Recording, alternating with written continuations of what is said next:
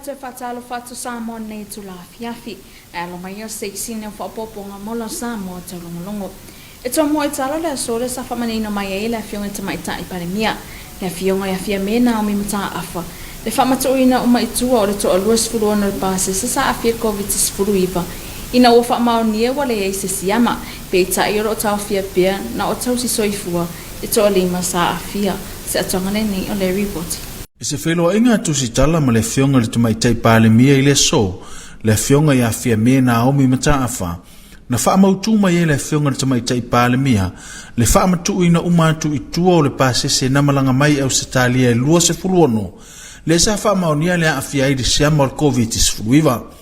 O nisi o le nei au malanga na afia o levo na whaamatu ina i tua i o latou ainga. Ina ua mae asia ke tolu so wale ai se siama ma ua saonga le mufoi. Pe tai o latou sa tutoe mai le malanga lava le nei. Le sa whaamatu ina umatu i tua i le aso ana nafi ina ua mae aso asuenga whaatulanga ina. Ba wale ai foi se siama ba usaonga le mu mo le tatala ina i tua i o latou ainga. O le tatou whainga malanga foi lea mai Australia. O le na ia tatou tangata na afia i le COVID e luasfuluono e na malanga mai. Ia ma le toa lima o tatou tangata whaingaruenga. O le aso ana nafi na te ai itua le pasese mulimuli. O le whainga malanga lea. Ua mae o na whaia uma i aso esuenga. Ia ma ua le toa iai ia se afianga o loo iai. Ma ua whapena loa o na itua uma ia e sa whanufu e sea. Ai mai se ilatou na afia i le luasfuluono lea. Pe tai o tausi soifua e toa lima sa afia sa unola fionga le tamaitai palemia o lo tau fia pe ino whanga whanofo e sea. Se ia matai tu pea ma whanga solo siaki ina ia mauti no le saunga le mu. O le au whaingaruenga tatou o tausi soifua e toa lima na afia. Ia ua manuia lava i latou uma. Ua whanga solo mai ia alato sosuenga e negative ia mai olo whaua upea nisi ngā ruenga ale mta ngā ruenga o soifua maloloina mo le au whainga ruenga lea ai ele itea i tua mai ia ilatou la ia sa afia i le COVID e na olo toa lima lea o lo tutoe nei o lo o iai pere tūlanga o le whanau fuesea ia ilunga lava o aia inga ina ia whamauti noa ia le puipuia o le tātou watuno. Mo le malanga lea sa taunu mai ni usila ina iwa yaso watua na yantu e le aise ise o afia ili COVID-19 i le teminei o lo saunga le mu uma le pase se lua se lau fitu sifuru ma le lua whaatasi ma le au whainga luenga Samoa au le kilia ina o le malanga. Malanga mai ni usila o le pasese na whaanofo e sea mai lea malanga e lua se lau fitu sifuru ma le lua. Ua uma na whanga solo ala tu suenga e tolu tests i to tonu o le fitu aso talua na taunu mai le whainga malanga lea. Mai e o mai le taiminei o lo negative uma ia tests o ilatou ia. Ia mai o le awhapena lava o na whanga solo le whaia pea o suenga. Mai o le whanofo e sea o lo o whanga solo pea lungo le whainga whawai mo le luasfulu tasi o aso. O lo mataitu ina pea le mtanga luenga o soifua maloloina whapea le komiti o whaalawelave tutupu whafuasei i lato uma o lo whanofo e sea le teiminei ina ia mauti noa le saonga le mua Samoa mai le ono o antu itua o le whaamai e le kana le whano mo Samoa Taulogologo. O lea foi o whaamarino mai e la fionga te maitai paremia le mafua anga tono o na fua le whai ungar kapeneta mo whaamutaino le konkarate a lesa ave ma ofisa siril pulenga al matanga luenga onga ta alunga manga nuu. O se atuanga le nei o le reporti mea e le kana le rifano. O le sole foi sa whaamarino mai e le fionga le te maitai paremia le fionga ia fia me na au mi mata afa le whaapongai ma le mafua anga na afuai o na whaamutaina le konkarate a le ofisa silio pulenga o le matanga luenga wa onga ta alonga manga nuu e peona iei le amatanga o le vaiaso.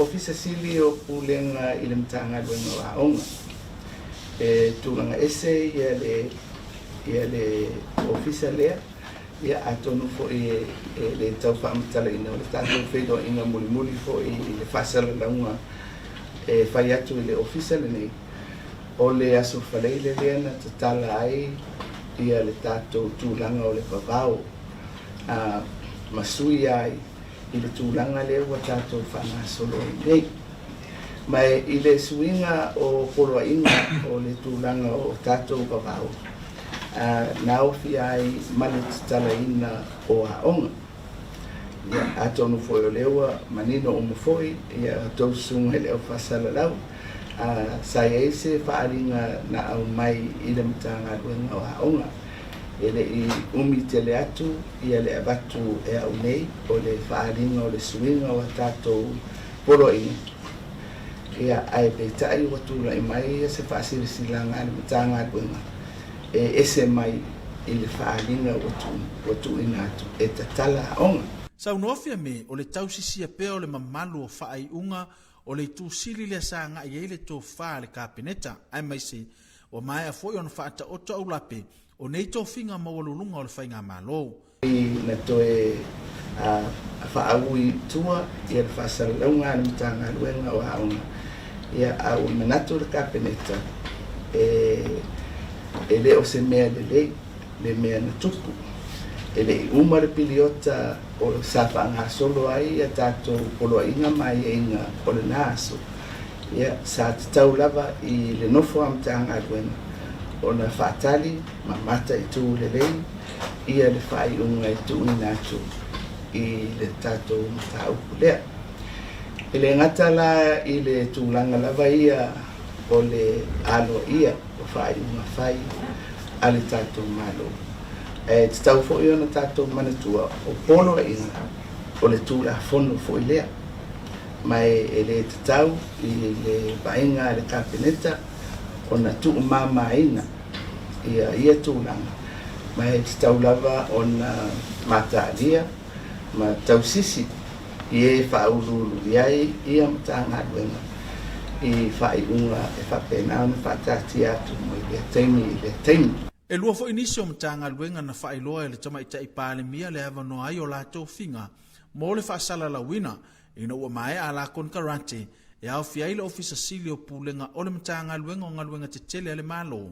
Whapela ofisa silio pūlenga ale mtanga luenga o fiso o ta inga ma whaamatala nga whaatekonolosi. I nisio CEOs o le mtanga luenga o ngaluenga o le mtanga luenga o fiso o ta inga ma tūlanga whaatekonolosi. O ofisa nei ua mai a latu kon kalate mai sa whapea ona iai se pepa na mai i le pisasi le komisi e pūlea le au whenga luenga le malo e teu latu kon kalate whaawau ona o le a uma le taimi ai peitai o le ele i mai a ona whanga solo ia le tūlanga masani o whasalulango te whinga ia pe ona silifia te tolu tausanga ia kon kalate ia whapea ona whasalulau ona toi whai aile o filifilinga mo te whinga nei. E kana le li whano mo Samoa taulongolongo. Inisia talama sina November tausanga nei le ufuafuaina a matausuia ele fonotanga o pāti e lua sipufitu ua whaingoa ina o le Cup 27 a wala soala upule ino i tūwhatau i suinga o ngalitau. Sa tēnei nei o le reporti. O le whaalia ai o ta inga malanglango atu motor Pasifika. E ala i le whaaleo ino nisi o lo i tau lo whiangai ma motor Pasifika. Whaanga solo le una i o awala. A walta no ina le o tu ititi o suinga o le tau. Na whailoa ai le iai o le sauta a wal Pasifika. E au fiai masamo i whaalinga manatu. Sa whaatino le ason nafi e whaonga e fsota inga whanei una po. E ui o lo whiangai le Pasifika ma tama whai au ili vaenga ta itasi. O lo momi ai le whaleo le una i o awala. Mo ati na ai le whaiti tio a fianga suinga le tau. E le o mautinua po o avaenga tono le afurasia. Pe i tai whailo e le fianga il minista. O tau sanga o mawaina ta ita ia e fiti funutanga mon Pasifika la vaia. Le na te reo nata noi na ngata i fale. E pero si i leo le sua le tai. Ma o se tasi leo a fianga suinga le tau. Wa te reo na a fia i nisi o motor Pasifika. A hosta i e fiti o le tātoula specific issue outside of climate issues or the ocean. Therefore, we like carry forward al tatu atungal Pacific, le tau o le o afianga o le tatu o sami. I lo tatu o lo tatu tunu ia misia tungal Pacific. Ai mo Samoa ia ma tu fatasi uma mal Pacific ta pena fatasi ia vainga ne tu so mo tatu afianga ni Pacific o tunu o le lal atu o fatia mo fi ia o tunu fo ia le tele sele ni fatino i puing. O lea whatatanoanga o lo whanga sono pea a wataru sangat Pasifika tu uina atu i le whanotanga pāti ilona luas fufitu. Lea o lo fuafua di maasina no ve martau sanga nei e whatau tai e to tono malo e kupito. Solo ne mawalese mo Samoa taurungolong. E lua aso semina mo prokete no futani o whatau tai e to o mga mo i popongatia e peo na whaamae ina ile aso nafi a wale si iti o to mai mga wa o tina i atina ese mo manuia. Se ripote nei mai atapta ilo kitiuna. E toa di masifurul faitawa whai o tina na futane sa awai ila semina na whaatino ina i aso e lua. Aso lua se furuma le lua malua suruma tolo le masina nei. O le apolo keti wa whai ngoa ina na futane. O lo o lango maalo si e le whala patupatunga o to umanga mo e popua ngātia. O le aunga o le semina sa mamoli atua i le wha maalo o le whala patupatunga i tina ua filifilia. E avea masui o le nei polo keti. E tau wala mai le whala patupatonga to umanga mo e popo ngātia. O se polo keti sa pulu ni mai le whala patupatonga to umanga. Ai mai se rafesosoani malo si mai o le society a le Union Europa Pacifica. Mo le wha tupeina. E pei o nei ai le sui o le whala patupatonga i le asona nafi. Le sa fonga ina sa nuanga a mata. Le susunga i a Barbara Rickson. Sa wha leo ina fo i le lotu whawhitai o le whala patupatonga. E tau wala mai le ofisa sili le whala patupatonga Samoa nei. Le susunga ia o li oli whaneto ese. E wha leo ai se whawhitai una o le sao tāua o le Union Europa Pacifica. Mo tina no futani. O le manu la ti lava o le semina no futani le nei vai asu.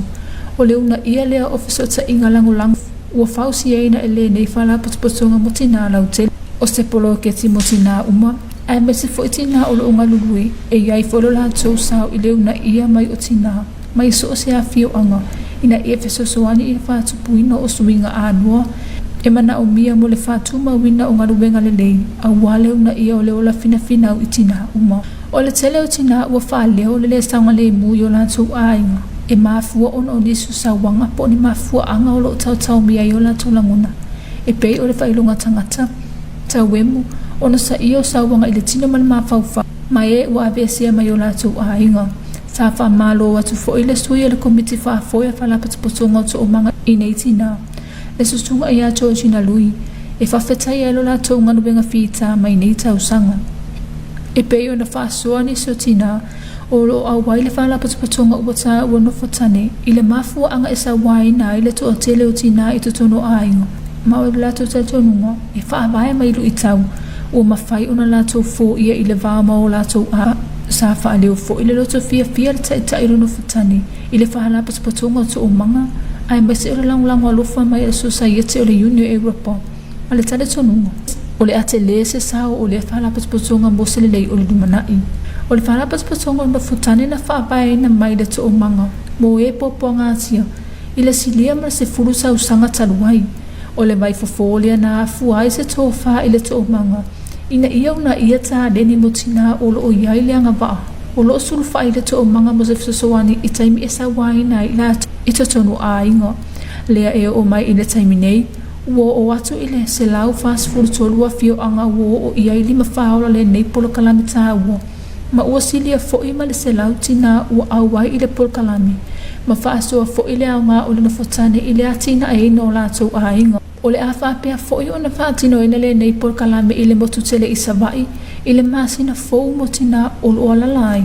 ai mai si oni sui o le motu tele o lo o avea matau au o le whala patapatong tapsa ilo ki tiona o lo sabo taulogologo o lo sabo o le vaingala tamai nei wingo le tau monpo nei ma le asa taeo talafalafa Samoa se whapoponga le nea lo tala tau mo le nea fiafi o lo whaatu mawina pea lapta inga mo te monga mawha wha pea lapta inga mo lolonga mo vanga o mo Samoa. Paingala tatalito se vanga te leo au mai se vanga whatukula i ofta inga savili mti monga o lo ofiti ai pea le tu noo.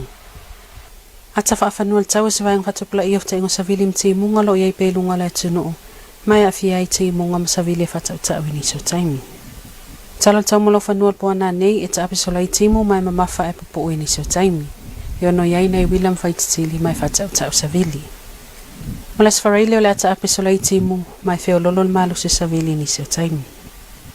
Mo o ngā sami mātul po nei o savili o to e lau ngan lai to e lau e los fununga tolu sfur kilomita li tu la. Po e te munga whatau tau savili o ngā loe tasi te siman lima ngā lua mita.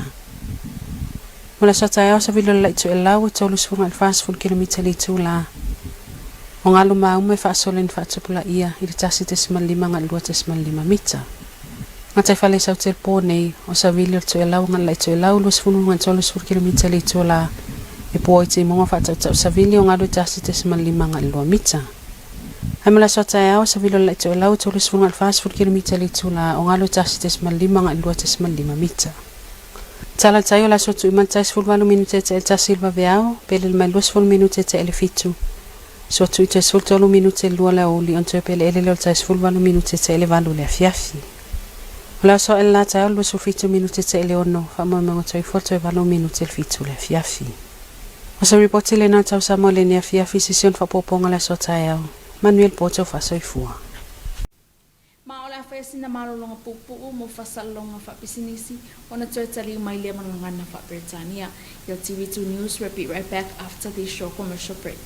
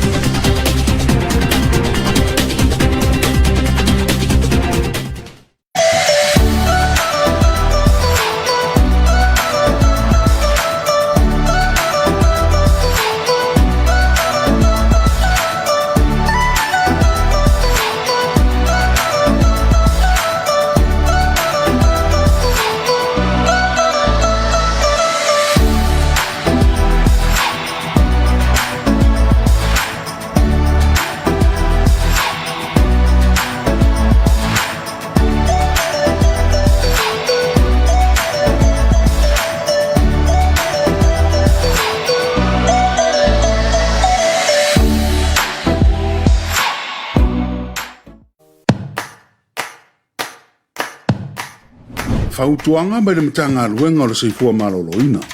E ala ngona le popole le taimi le Komiti Faamisionare. E alofa ia te oe matausi lelo seifua maloloina. Ia paso o tae tangata o lo a inga mawhaaso ai o langona.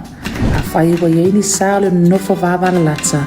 Ia whao ngā telefoni po le interneti e paso o tae ai. Tausi lelo tino, ia lava lau malolo. Tau mawhai mea ai seifua maloloina. Whaanga ioi lau tino. Ma ia whaititira tau mawhaawa malosi. Ia whaia ni au whaatinonga i te fia ma maasania ia so uma. E peo le pukalfale, whaisau tatalo, o le taha le pese ma e siva ai. Ia mātai tū le leifa matalanga sao i winga le Komiti Faamisionare. Ma ia tau mawhai fo ia awara so ona matamata i tala whaasala lau. E a whai ua lofi tūina oi le tele o whamatalanga. Awole whaonga ina leo lolo tapaa, o le awa maalosi, manisi o la au whaasaina, e pūle ai o langona, e fōlinga i ono whasosoani se taimi pōpō. Ai wha te tele ina ai, ona e whaanoa noa man le fia i mo se taimi umi. E ese le tali atu le whanau la haiti, pēa o ina popole, ia e langona ina le popole lau tama, ma ia a pongi mai, me mata i tūle le, ia wha waunga i o ina te tau na whai, e peo le whai o mea onga, e taimi e ta aluma malolo ai. Whata ua le soifua malolo ina mawhauwhau. Monisi whaamtalanga whaamso taimi tanga luenga o le seifua maloloina. I le telefoni numela ono barutasi o.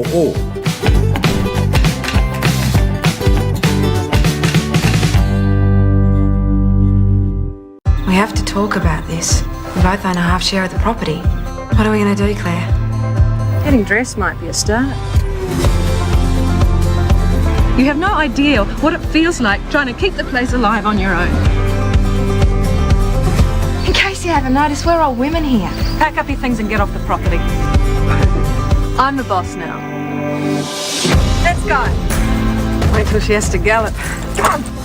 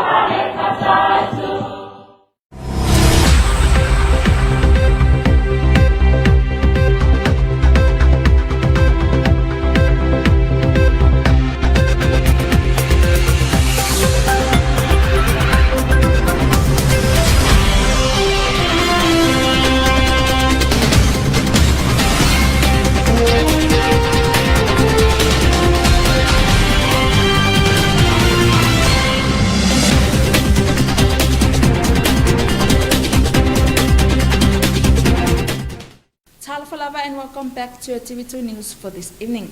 Leading our bulletin, the Honorable Prime Minister, Naomi Mata'afa, today confirmed the releasing of the 26 passengers who tested positive with COVID-19 after they have been all tested negative, but 5 nurses who were affected still remain in isolation units.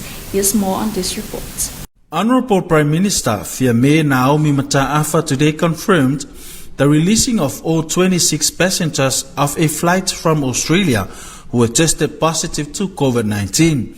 This decision of releasing was finalized after their last test, which came out negative, and they were secured to be released to their homes. The other positive cases of the same flight have already been released after the same process of testing, but the remaining passengers have all been released yesterday.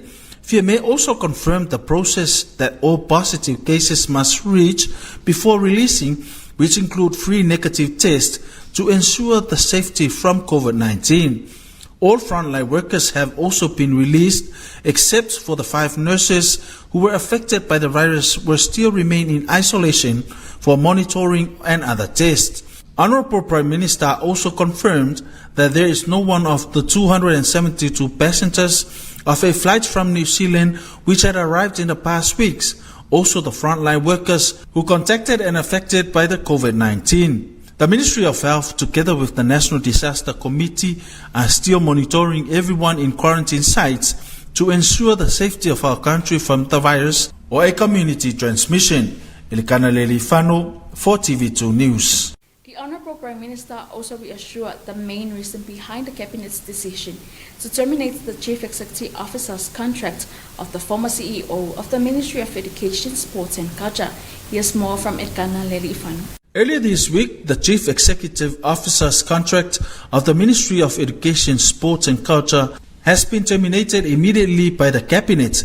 Today, the Honourable Prime Minister Naomi Mata'afa revealed the main reason behind the Cabinet's decision.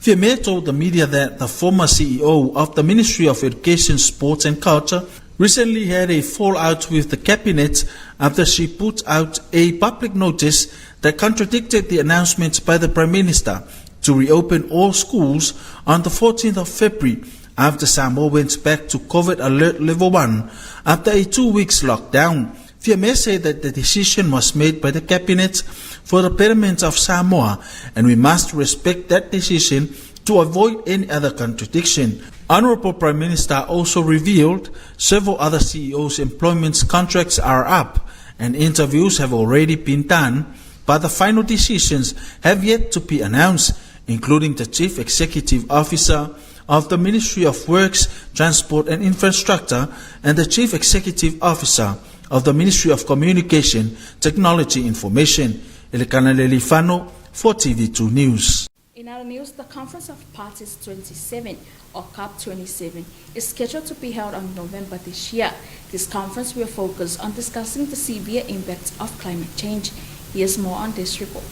demonstrating the leadership and support of the Pacific Islands by voicing some of the challenges facing by the islands in the process of promoting ways to address climate change mitigation, highlighted the significant contribution of the Pacific, including Samoa, in a workshop discussion held virtually yesterday. The workshop is conducted to form ideas and voice the needs of other Pacific Islands in order to finalize their review to submit to the 27th Conference of the Parties that will be held in November this year in Egypt. However, even the agenda is not settled on what exactly the review will be. The Minister of Natural Resources and Environment stated the agenda of the conference that was hosted by Fiji last year, which reveals that all Pacific Islands face the common impacts of climate change, such as the increasing of sea level.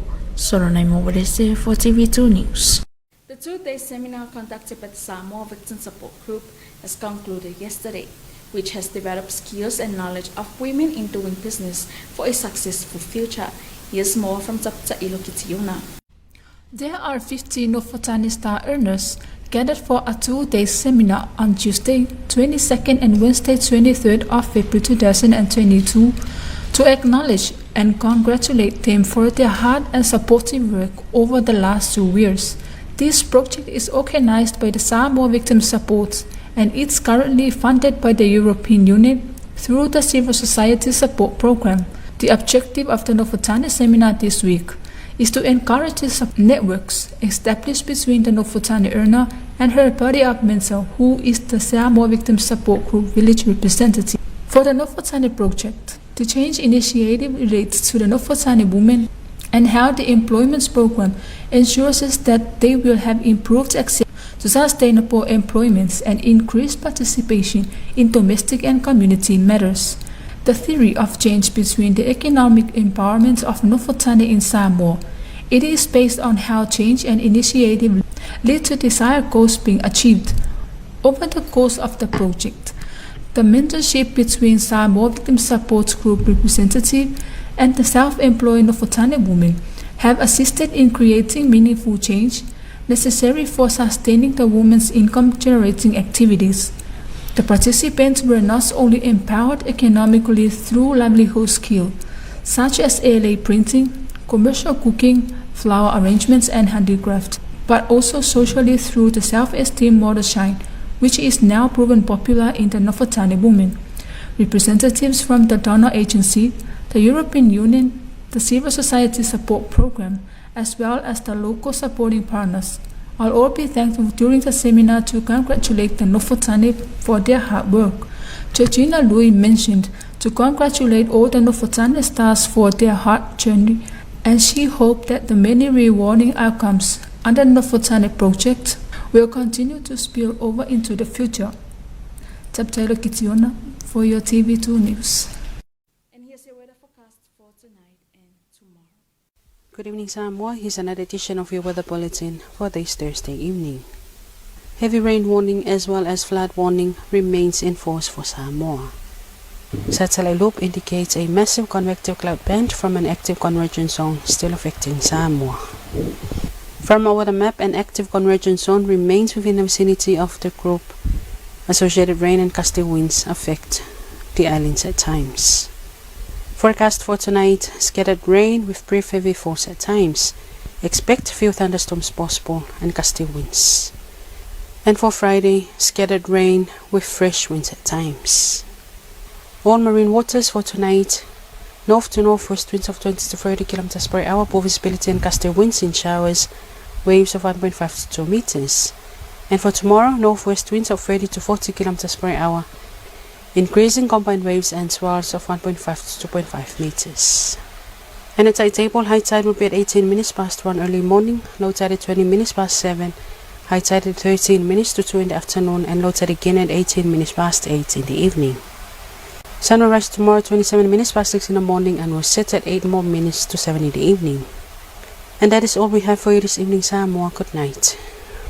And that concludes your TV2 News for this evening. Special thanks to Samoa Water Authority for their sponsor. Enjoy the rest of our remaining program. Until then, good night. Maorfa unganalo Samoa Taulogologo ile EFKS Fafitai Fapitoi pulenga swavai mole langlong sua. Manuia tele fasosonga toy to fasoifua.